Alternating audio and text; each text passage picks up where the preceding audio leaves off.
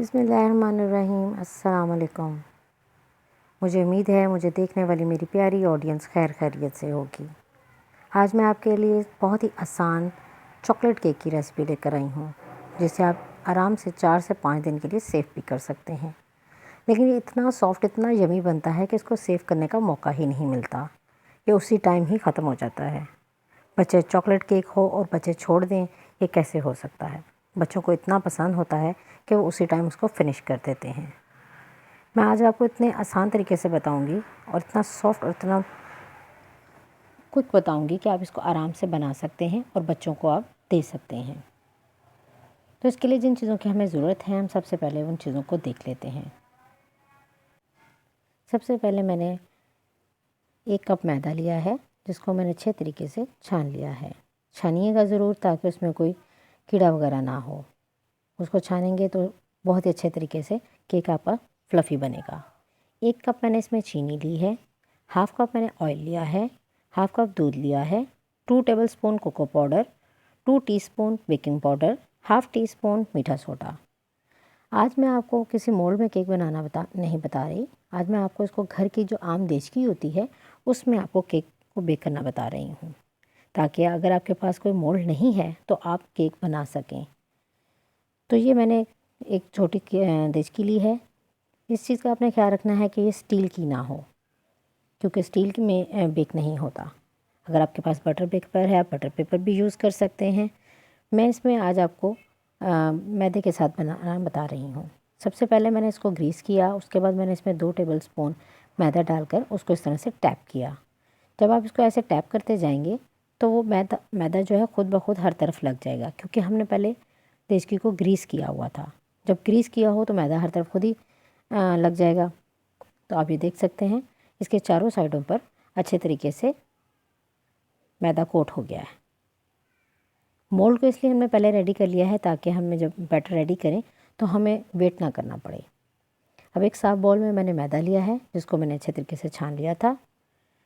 उसमें मैंने 2 टीस्पून मैंने इसमें बेकिंग पाउडर डाला है, हाफ़ टी स्पून मैंने मीठा सोडा डाला है, 2 टेबलस्पून मैंने इसमें कोको पाउडर डाला है।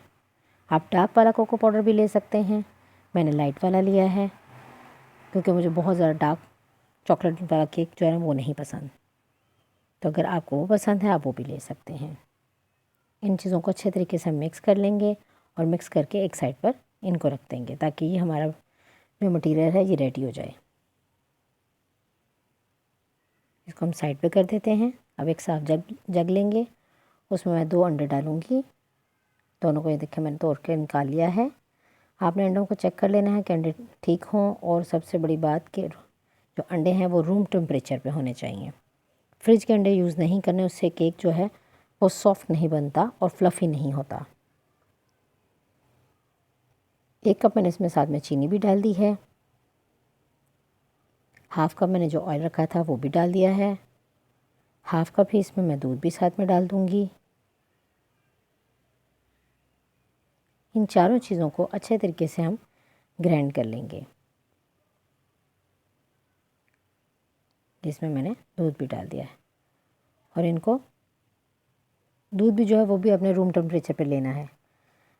इनको अच्छे तरीके से आप ग्राइंड करेंगे, तकरीबन 4 से 5 मिनट के लिए इसको आप अच्छे तरीके से इसको ग्राइंड कर लें, ताकि अच्छे तरीके से हर चीज़ मिक्स हो जाए।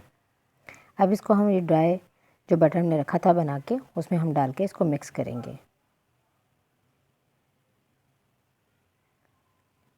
इस तरह से ये देखें, ये मैं मिक्स कर रही हूँ इसको।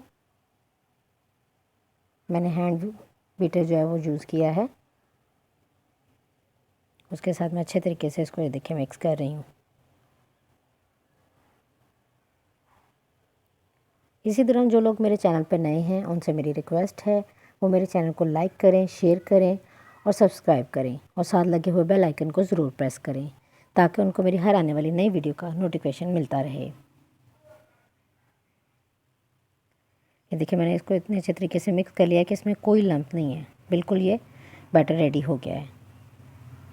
लेकिन अभी भी थोड़ा सा बैटर जो है ना हमें थिक लग रहा था, तो इसको सॉफ्ट और स्पंची बनाने के लिए हम इसमें गर्म पानी का यूज़ करेंगे। गर्म पानी से ये सॉफ्ट और स्पंजी बनता है। तो ये देखिए मैंने हाफ़ कप इसमें गर्म पानी लिया है। गर्म पानी होना चाहिए, ये देखें आप, उसके आपको पता चल रहा होगा कि ये गर्म है। और इसको हम मिक्स करेंगे। बस इसको इतना मिक्स करना है कि इसका कलर बैटर का नॉर्मल हो जाए। ओवर आपने मिक्सिंग इसकी नहीं करनी। ये देखें आप कितना अच्छा ये मिक्स हो गया है। ये आप देख सकते हैं बैटर भी कितना स्मूथ हो गया है और कलर भी इसका बिल्कुल ठीक हो गया है। तो अब इसको हम मोल्ड में ट्रांसफ़र कर देंगे। मोल्ड इसीलिए हमने पहले रेडी किया था ताकि हमें ज़्यादा टाइम ना लगे।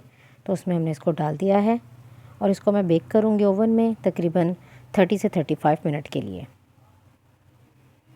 आप चाहें तो इसको पतीली में भी बना सकते हैं। पतीली में इसका टाइम 40 से 45 मिनट लगेगा, लेकिन मैं ओवन में इसको बेक कर रही हूँ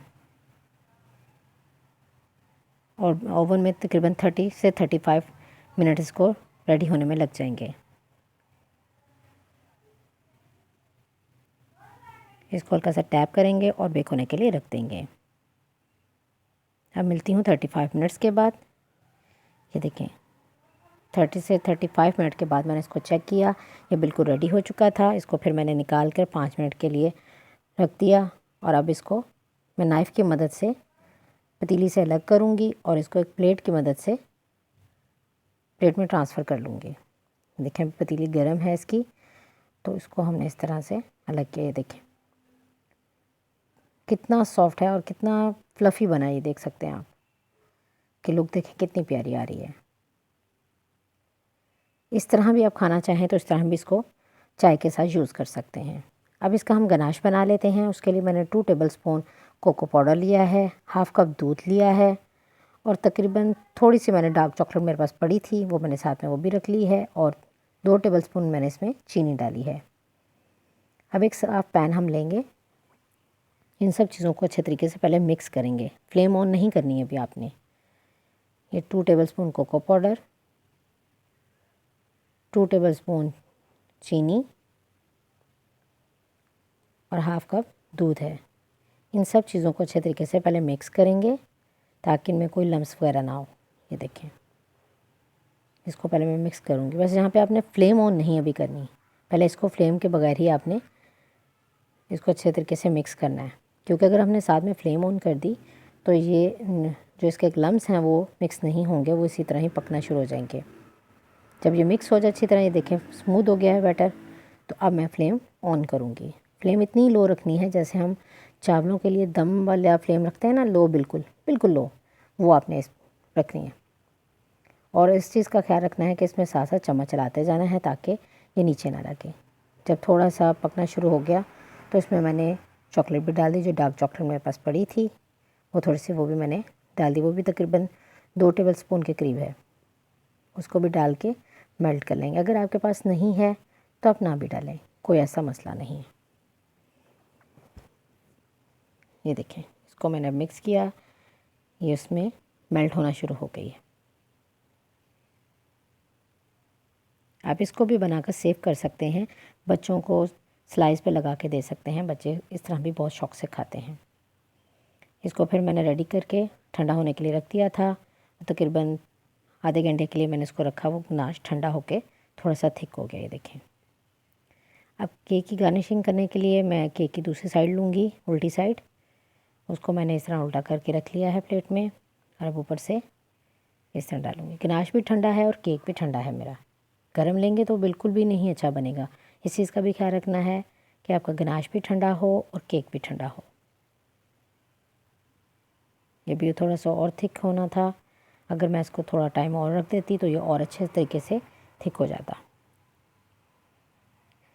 इसको मैं चम्मच की मदद से सारा इस तरह कोटिंग कर रही हूँ केक की।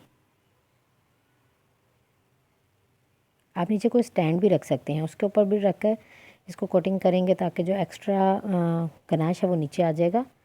तो आप उस तरह भी कर सकते हैं, लेकिन मैं चम्मच की मदद से आहिस्ता आहिस्ता इसको लगा रही हूँ ताकि वेस्ट ना हो हमारा और अच्छे तरीके से सारी तरफ लग भी जाए।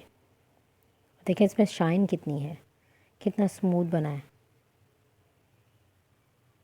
इस गनाश को भी आप बनाकर एयर टाइट जार में रख सकते हैं या किसी बोतल वगैरह में डाल के रख सकते हैं। बच्चों को स्लाइस पे लगा के दे सकते हैं। बच्चों को किसी और चीज़ पे आप कोई पेस्ट्री वगैरह बनाते हैं उस पर लगा के दे सकते हैं। ये भी इस तरह बच्चे खाते हैं शौक़ से, बच्चों को वो भी पसंद आता है बहुत। तो आप इसको सेव भी कर सकते हैं। ये देखें कितने अच्छे तरीके से ये कोट हो रहा है। इसको मैं सारा अच्छे तरीके से कोट कर लूँगी, देखें। और इसको ठंडा होने के लिए फिर फ्रिज में रख दूँगी।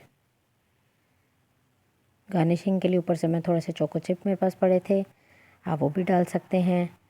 आप ऊपर से कलर्स बॉल जो होती हैं वो डाल सकते हैं, स्प्रिंकल डाल सकते हैं, जैसे आपका दिल करे।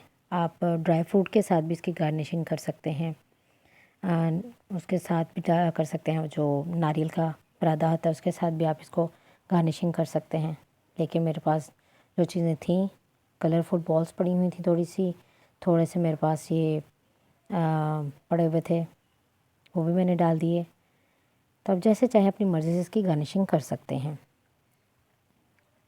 इसकी लुक देखें कितनी प्यारी लग रही है। और देखें अभी भी कितना सॉफ्ट है, ये देख सकते हैं इतना सॉफ्ट, इतना यमी। ये देखें अंदर से भी देखें कितना सॉफ्ट और बिल्कुल स्मूथ बना है। का जाल देखें कितना अच्छा अंदर से बना हुआ है।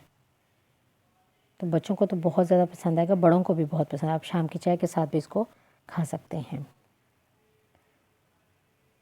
ये देखें, मुझे उम्मीद है कि आप लोगों को मेरी रेसिपीज़ बहुत पसंद आ रही होंगी। इसी तरह आप लोग मुझे सपोर्ट करते रहें ताकि मैं इसी तरह नई नई रेसिपी लेकर आती रहूं। तो नेक्स्ट वीडियो में मिलूँगी। अल्लाह हाफ़िज़।